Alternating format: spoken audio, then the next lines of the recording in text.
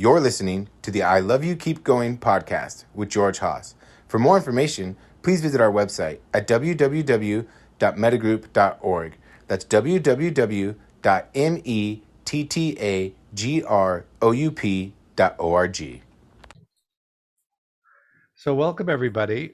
This is the I Love You Keep Going. We're now going to be calling it, instead of meditation and attachment, deepening your practice, we're going to be calling it I Love You Keep Going. And it is February 10th, 2022. It's 7:35 p.m. on Pacific Standard Time. And we've been talking about the progress of insight in the last few weeks.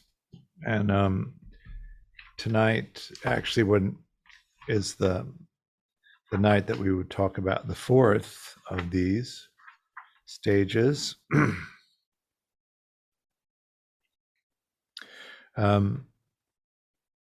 Let me see here. I always like to use the actual name of things. Knowledge of arising and passing away is the name of this. We talked last week about impermanence, which is slightly different than the knowledge of arising and passing away. Impermanence has this sort of wide sense of it, that everything is impermanent, all large and small. And here, really, what we're trying to do in exploring arising and passing is noticing that each sensing experience arises and passes, basically that everything is happening in this constant wave of arising and passing. So with the sensing experience in all of the different sense gates, we focus on the arising and passing. One of the things that becomes apparent if you don't have a sense of the vibratory nature of everything and the unfixated nature of everything, is this habit energy of fixating things into solid conceptual reality and not really having much awareness of the vibratory ultimate reality experience. So part of this is tuning into that quality of everything is coming in as a sensing experience through the sense gates that you have, and it's picked up as undifferentiated, unfixated energy. And actually, if you talk about it in terms of that ultimate reality versus conceptual reality, everything is known through this vast expanse of awareness, which is open and capable of creating anything out of what is experienced there. I think the untrained mind really thinks that we're creating a facsimile of what it is that's out there that we're experiencing, and if we touch into the understanding that it's just this wide open capacity to make anything out of the sensing experience, we move out of any kind of reliance on what we create as an absolute representation into the perception that we create in each moment, the experiences that we have, the conceptual experience of what we have, based on both our conditioning and also on our capacity to imagine things. And so there's an interesting piece to explore about the database of the perceptual database, which is the record of not what's happened to you, but what it's meant to you. What's happened has meant to you. It also includes a hierarchy of preferences for things, so that when you really begin to pull this apart and see it clearly, what you'll notice is that the mind directs your attention to things that have high value to you and grabs these little pieces, these snapshots of that, and then they're strung together, and conceptual reality is created out of that series of mind moments that you pick up. And depending on what your preferences are, you take a sampling in the environment that you're in of those preferences, and that's how you form the experience of conceptual reality. And because it is so particular to your condition and so particular to the things that you've selected to make into conceptual reality, we really have to come from this place of understanding that our conceptual version of what's happening is not what's happening. And also really understand that awareness and this thing that connects us all is capable of producing anything out of what it is that you gather together. So the question is always, have you ever been wildly wrong in the way that you interpreted what was happening? It's a question. So we have the capacity to sense, the object that can be sensed. When they meet, a consciousness of that sensing experience arises, which awareness knows. And that consciousness of sensing is then evaluated for processing speed. Vedana is the Pali word for that. I like to say processing speed. If it needs urgent attention, if it doesn't really matter whether you get to it, if it's pleasant and there's time to process it, you can look at that. Then it's compared to the database. And if there's a close enough entry in the database to what that selection of mind moments is that's coming up, then the meanings associated with that attached to that, and then it's projected outward in the form of conceptual reality. And each of that solid perception of conceptual reality is made of these tiny waves of arising and passing sensing experience from all of the different sense gates. And so what tends to happen in people that haven't trained themselves to look at this is that we jump from arising to arising to arising, and we don't notice the passing away or the dropping off. And so when we really want to push into the experience of arising and passing, the emphasis is not on watching the arisings, which mostly we're good at doing, but focusing on the passing away experience. So riding each discrete wave as it arises and passes, and following the passing away to the point that it ends or vanishes. Is that making sense? So you're aware that each thing ends.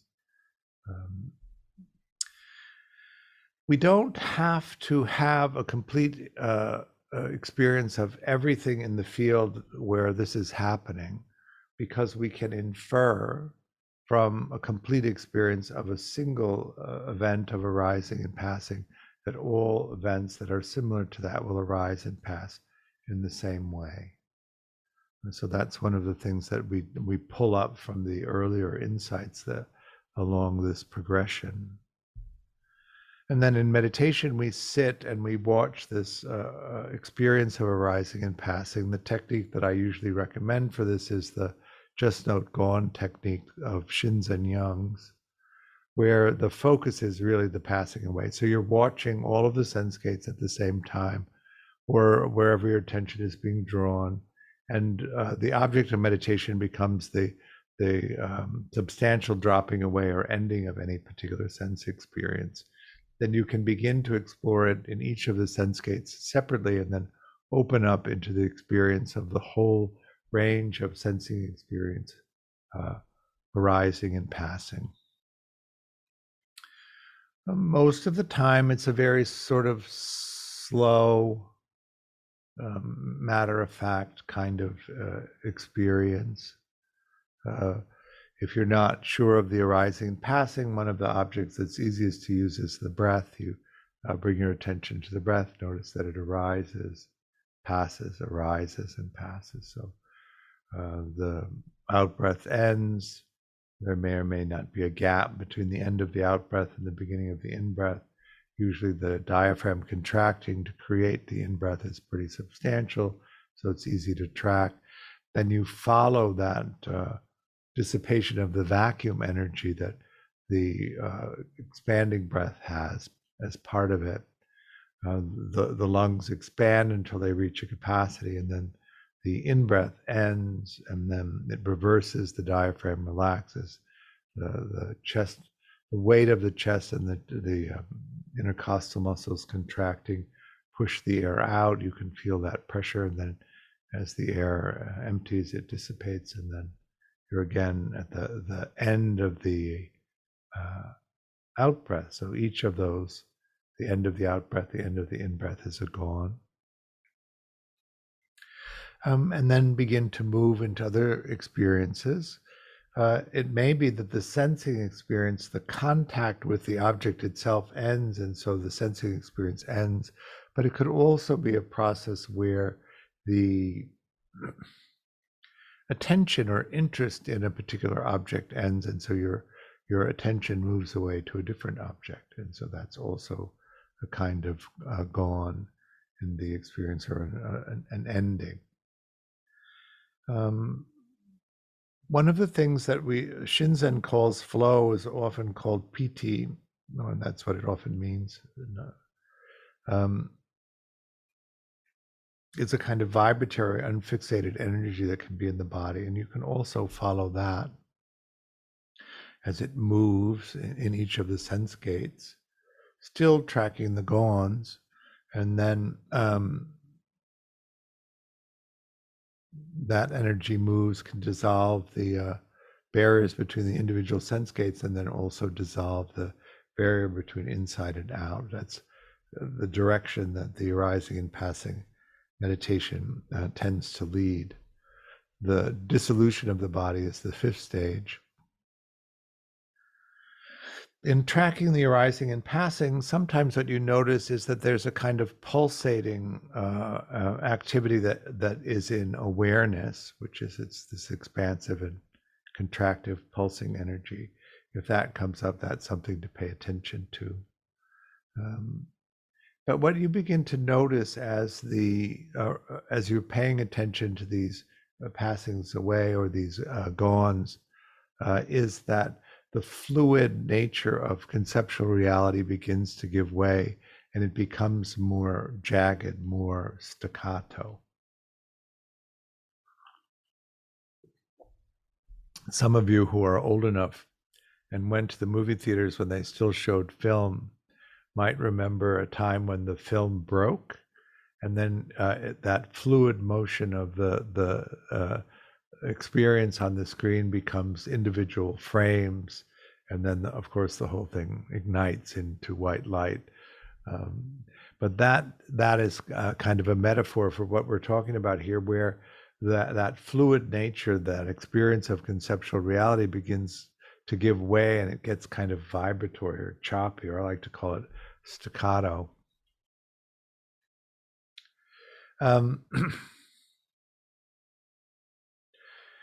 And when that happens, you tend to get into a super high concentrated state, and you can see very clearly in each of the sense gates this distinct pattern of arising and passing.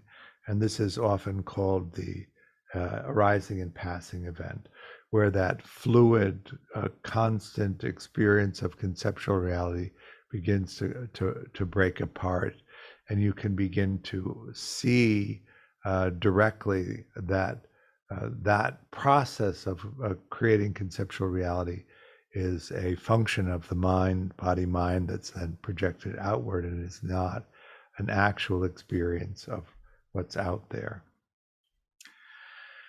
The question then is, why would you want to do this, since we all rely on that function of conceptual reality? And really the idea is to begin to see clearly the nature of the human experience, so that we can come out of an aspect of suffering that happens when we really get into this idea that our version of things, the conceptual reality that we make, is actually what's happening. And it's very hard to shake that idea that the way that we experience things isn't what's universally experienced, and that solidness of the world that we create habitually isn't actually what's happening. But when you move into these direct experiences where you see the world being made and coming apart and being made, it shakes that reliable belief in the conceptual reality that you create, in a way that allows you then to open up to the experience of what's actually happening, and also step back from the need to defend so vigorously your experience of what you've made. Is that making sense?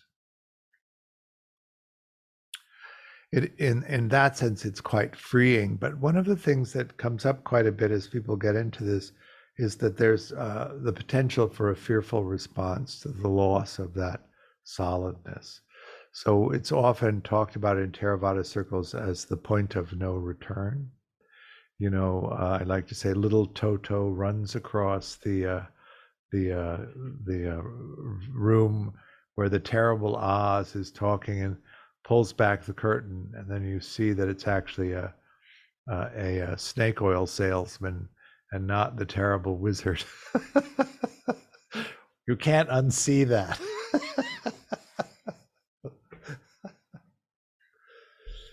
So be prepared for that. If you do these practices that are organized for this, particularly the just don't go on practice, because it's very efficient at knocking the solidity of conceptual reality out, and beginning to see these different pieces that come together. Each of the different senses contributes a vibratory arising and passing thread. Mind gathers them up, and then it's compared to the perceptual database, and conceptual reality is created. The intention for the action that we would take in response to what we've made forms.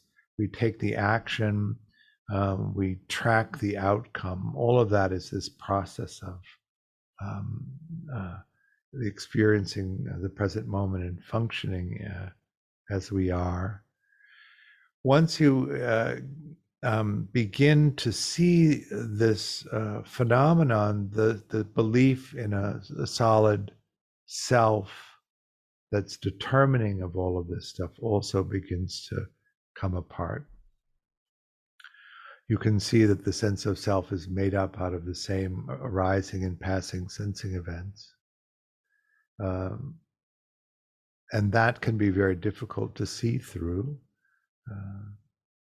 The belief that the conscious experience of self is actually the doer, the controller, the beer, the creator, the decision maker, is hard to shake if you don't see directly the experience of the self coming and going or coming apart.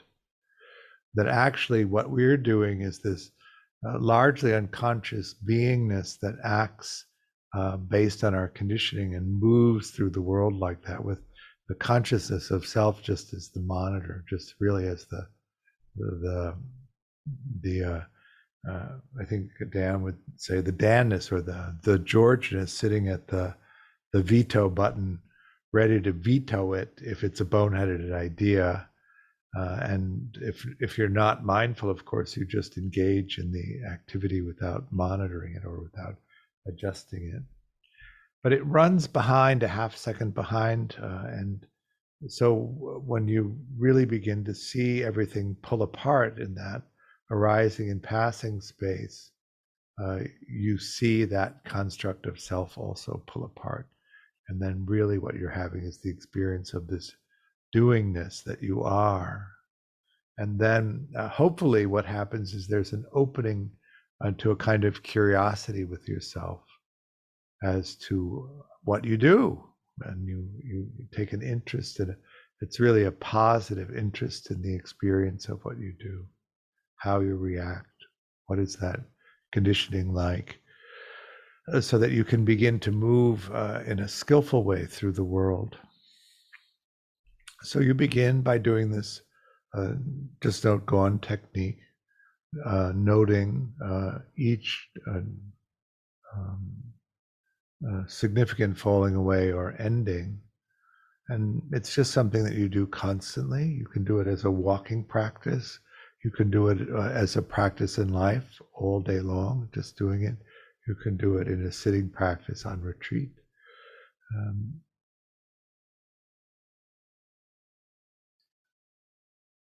I think that maybe the retreat practice isn't a half bad idea, because you do need to do it intensely for a period of time to have the effect, and also it's in a safe container, so that if it picks up momentum, and you begin to have this sort of choppy experience of the present moment, it's a place where you can also get help with it, particularly if it's the first time or two that you're doing it, so that it's hard to predict how you might react to it based on that. Is that making sense?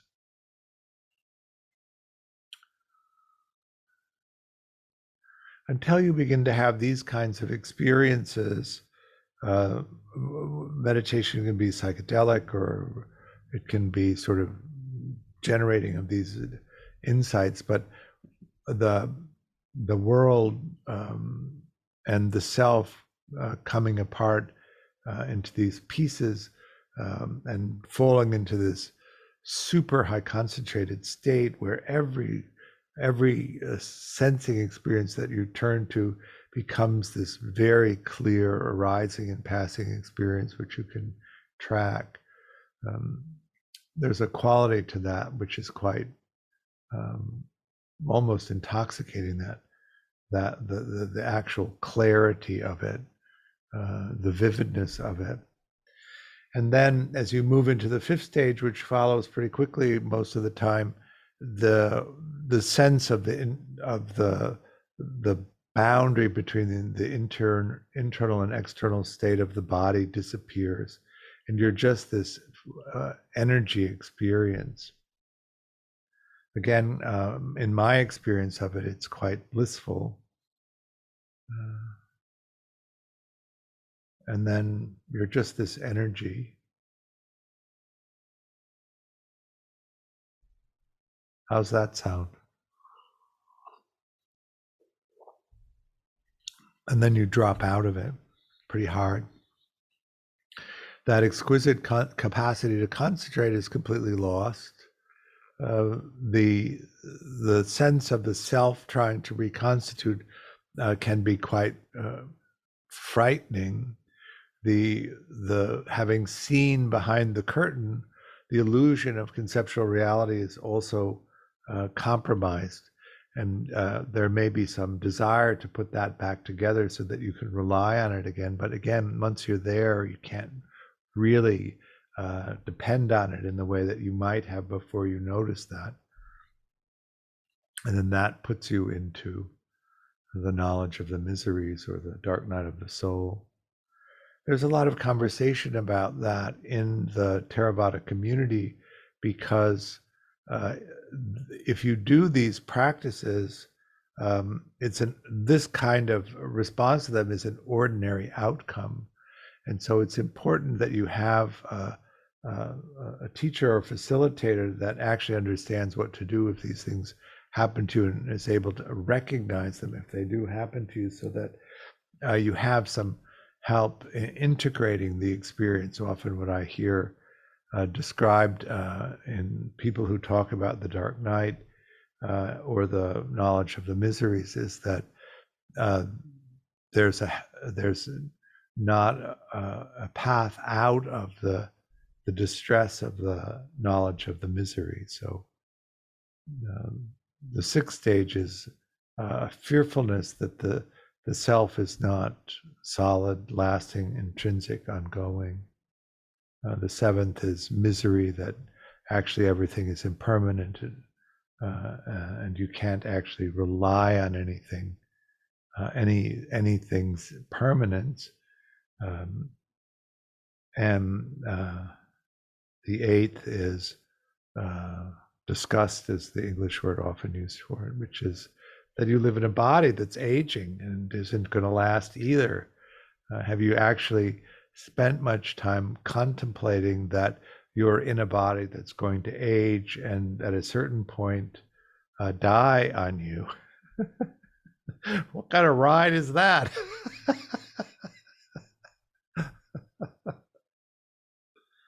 What do you do with that?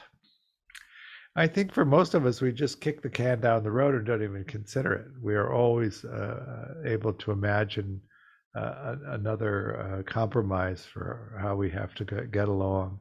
This is particularly true of aging. I say this, and it is probably the most contentious point of all of the things that I teach, which is that old age starts at 55. We like to think 65 or 75 old age starts at. But if we're talking just about the biology of the body, it's much earlier than that. Old age starts at 75 if you live that long, and most people don't live past their 70s. The vast majority do not. You know, you have the first 30 years of life, which is when you're young, childhood 10 years, let's say adolescence 10 years, youth 10 years, and then you go into your adult period.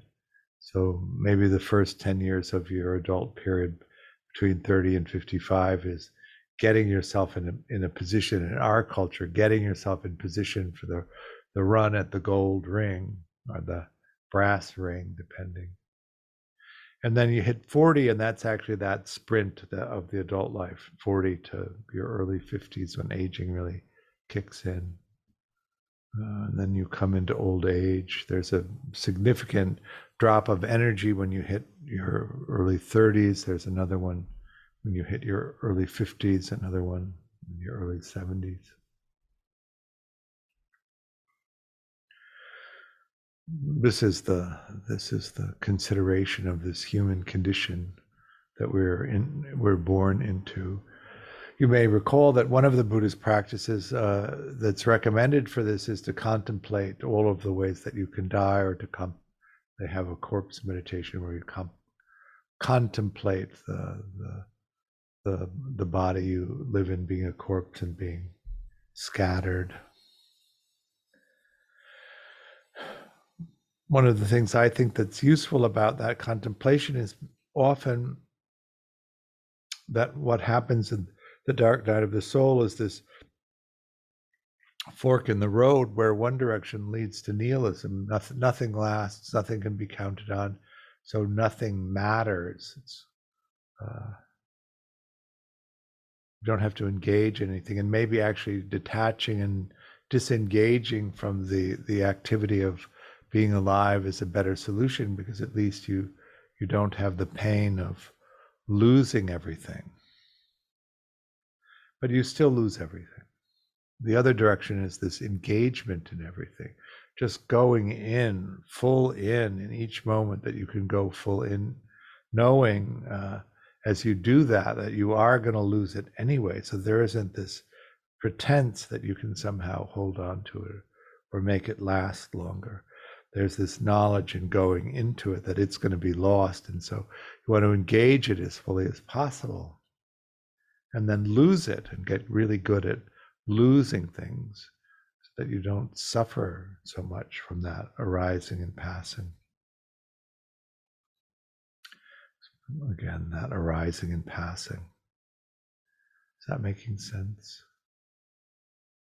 So that's the process of the knowledge of the miseries is really coming to terms with this, that the self is not real.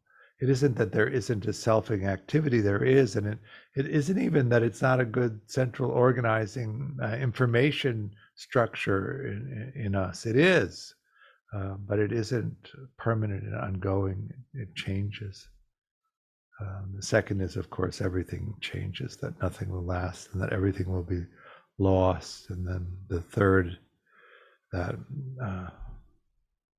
suffering aspect. Dukkha is often translated as suffering. I liked Shinzen's translation, which was unsatisfactoriness. It's unsatisfactory, a lot of the conditions of the human existence. But it still suggests in that translation that there is a satisfaction or a satisfactory way of that. There is a model for satisfaction that we just don't meet in the human form. And then Dan Brown translates it as reactivity, which I actually quite like. It's neutral. We have these capacities to sense things if our capacity to sense is contacted by an object that can be sensed. A sensing experience arises from that contact. And when the contact is over, the sensing experience falls away, that natural arising and passing, so that even if we totally purify ourselves and we don't cling or we don't avoid, we don't space out, we're fully present and we allow with perfect equanimity the arising and passing of all these sensing experiences, we're still reactive to contact to our sense gates. And that seems to be the best mapping of that. So each time your capacity to sense is contacted by an object that can be sensed, this activity arises. And we want to be able to come and go from that process and to see it clearly. The heightened experience of arising and passing in this fourth stage is quite remarkable. And so if it happens to you, you should be able to detect it pretty easily because it's so different than the ordinary experience of it.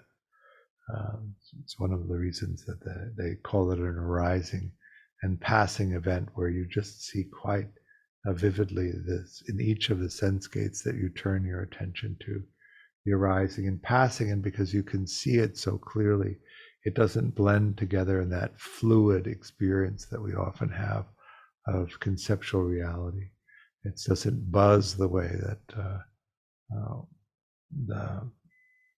the softness of conceptual reality becomes when you have seen this over and over again. So even if in this initial experience of it, there's a fearfulness that arises in response to everything coming apart, it is something that as you practice and go through multiple times, you become accustomed to or acclimatized to. And then actually it can become quite a pleasurable experience. And as you cycle through this Dharma map of the 16 stages, you can have semi-complete experiences, mostly complete experiences, and you get quite used to that, the process of tracking it. So that arising and passing experience, which moves into the dissolution, the complete dissolving of inside and outside, complete dissolving of the barrier between the sense gates, that energy, experience of totally unfixated energy of your activity of doing, and then being spit out and landing in this sort of dense, scattered experience of the knowledge of the miseries. And what comes under that is this current, the desire to be delivered from suffering that you drop into, and it pulls you into the 10th stage, which is reobservation.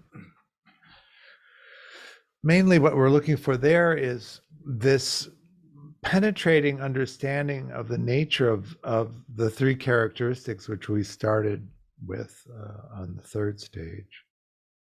That the self experience arises and passes like all other experiences, and is an ordering principle for information and a way of operating well in the world.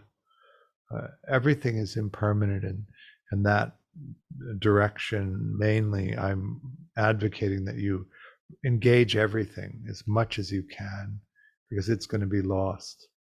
If you disengage and you don't bother with it, it's still lost. The main difference there is that in one you have this rich experience, and in the other you don't have much of that. And as you age, and as the difficulty of life increases, as your capacity to meet it decreases, and in the aging process, that richness is actually the thing that carries you forward. And so I think that it's vitally important. We might call it, from the attachment side of things, exploration. The exploration, the things that create a meaningful existence for you, matter in that forward movement of life, whereas the detachment or the nihilism doesn't so much.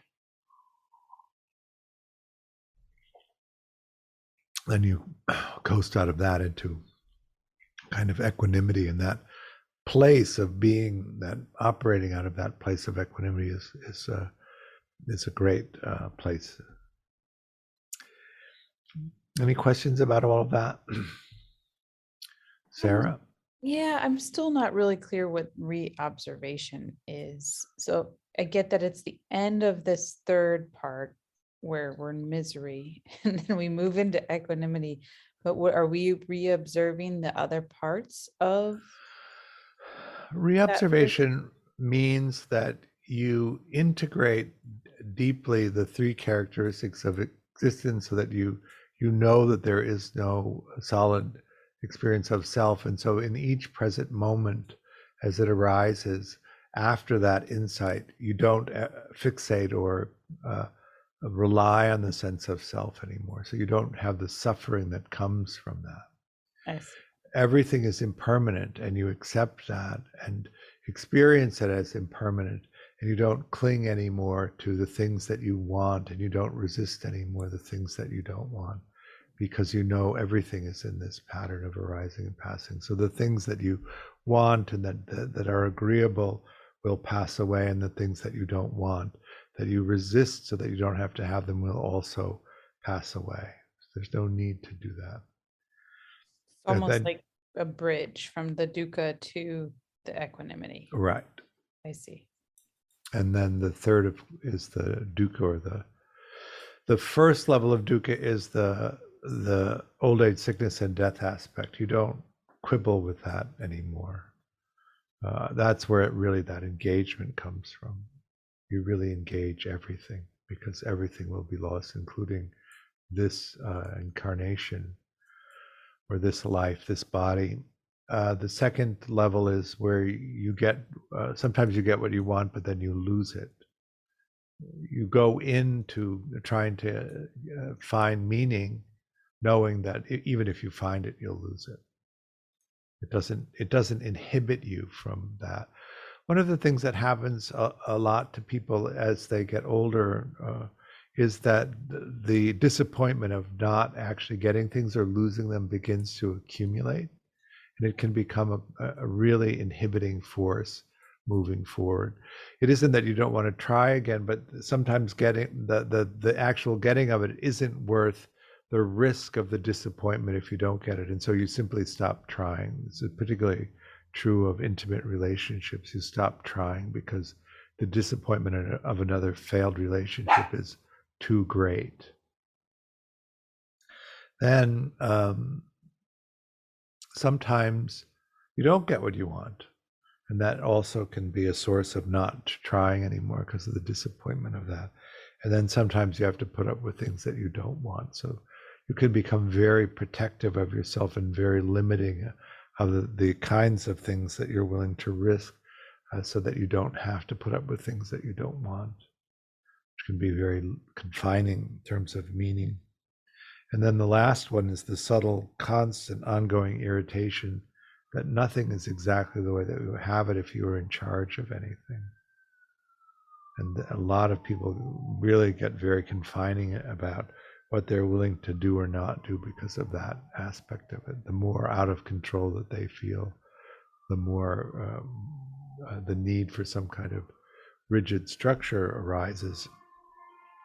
And so you really take in that, as Trungpa Rinpoche says, the bad news is that we're just falling through air. The good news is there's no ground.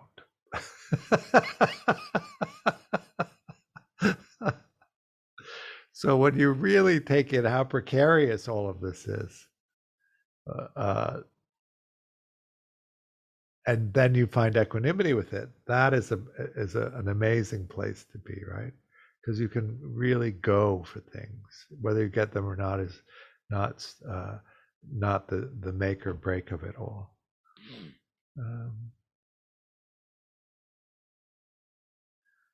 And that's that peace. You can also not go for things, and there's an ease to it. That is, when you get into a sort of a teleological state, and you have to have social position, you have to have remuneration, you have to have power. You can't find a sense of safety. You're free of that side of that as well. Makes sense.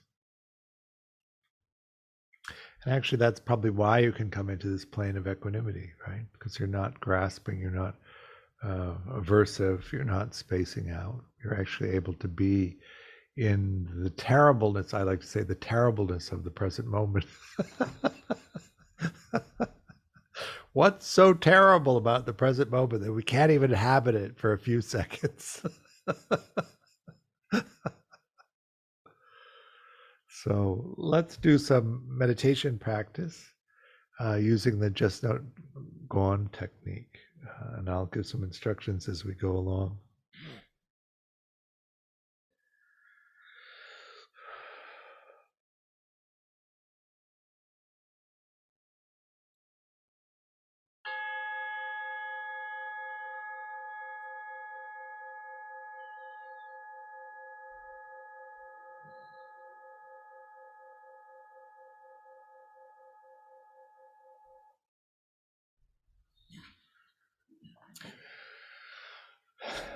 So how did that go?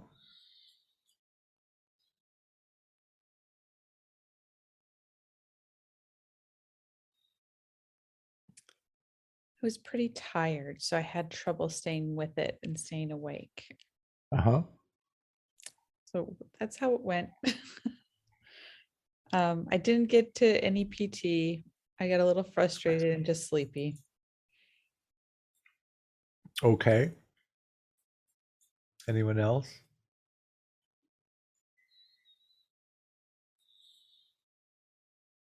Yeah, I can join in. What Um, happened for you?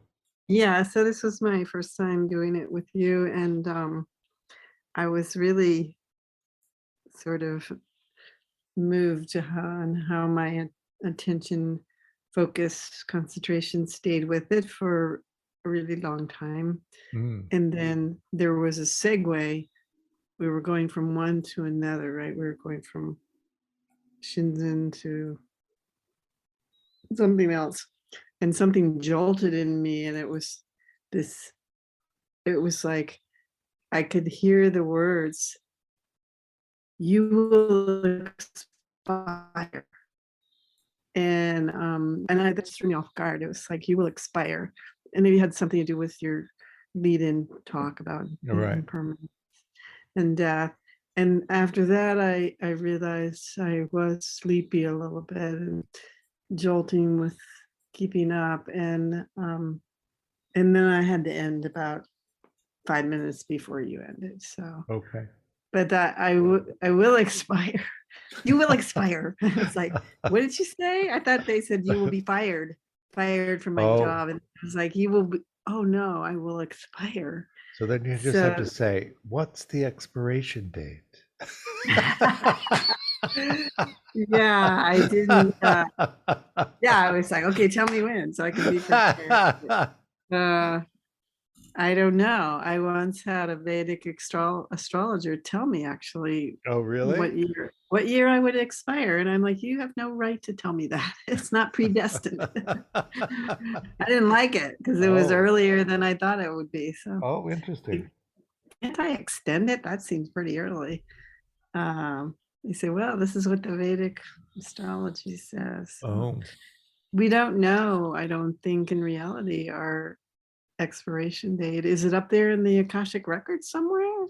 I doubt it. Mm, I'm not even sure it's useful to know. Well, yeah, I agree with you there, but I was just wondering if there's some karmic seed somewhere that knows, or predicts or something. Not that I have access to. Nor myself. And I think you're right. It's not something we need to know. Mm. Takes away the mystery. My doctor, and I really quite appreciated him for that, it says, just keep the clock 10 years ahead. So just keep planning for 10 years ahead. And then if you get an illness that's likely to cause you death, stop extending. Oh, when they give you a year to live because of cancer or something. Or Yeah. they just say, well, you get a diagnosis that's likely to end in, likely to be causative, just stop extending 10 years, because it takes most of those serious illnesses about that long to get you. I see. So, Yeah. so that's what I've been doing. You always extend 10 years. I like that. No. So thank you all for coming to I Love You, Keep Going. And we have some stuff coming up. We have a day long on Sunday, I think. We're alternating Saturdays and Sundays for the next month or so. We're going to do the level 1, which is three day longs. This will be the second one in this series on Sunday. And then we're going to do the day longs on coupling, so also called I Love You, Keep Going Now. We have a virtual retreat this spring in April. It should be up on the websites if it's not already. And then we're also going to do an in-person retreat in the fall, October 1st through 8th up at Seven Circles Retreat Center. We have a level 2 starting in April.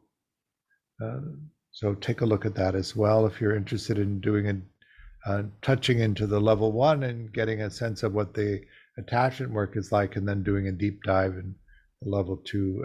April is the next opportunity for that. We will do them once a quarter. I think that's about it. Thank you for coming for this. I offer the teaching freely, but I do hope that you'll make a donation. There's a link on the website to make a donation. Any amount is appreciated. It helps support me and also the work that Mettagroup is doing. Thank you for coming, and I hope to see you again soon. Bye. Okay.